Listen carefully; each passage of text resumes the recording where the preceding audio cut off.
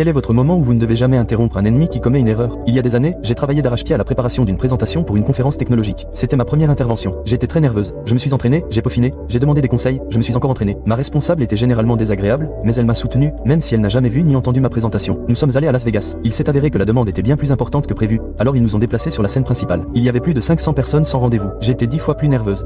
Juste avant le début, elle a remarqué une personnalité médiatique très connue et son photographe assis au premier rang. Elle était toute excitée et a insisté pour co-présenter la présentation. Elle est même allée jusqu'à inscrire son nom sur la diapositive de titre, ce qui m'a évidemment mis hors de moi. Nous sommes montés sur scène. Elle a fait une introduction correcte, puis j'ai commencé. Elle n'arrêtait pas de m'interrompre, alors je l'ai laissé faire. Ça m'a rappelé une émission matinale. Un groupe de personnes au sourire faussement exagéré discutant en même temps. C'était un sujet extrêmement technique, avec une démonstration en direct. Elle a bafouillé chaque diapositive, encore plus que la suivante. Puis, arrivée à la diapositive de démonstration en direct, elle s'est figée. J'ai eu le courage de la laisser mourir. C'était d'une brutalité glorieuse. On a eu une sorte de confrontation après. Je suis parti 2 ou 3 mois plus tard. Elle a été licenciée peu après. Oh, et les journalistes pour qui elle se pavanait sont partis juste avant le début. Je crois qu'ils étaient juste là, assis là, depuis la séance précédente.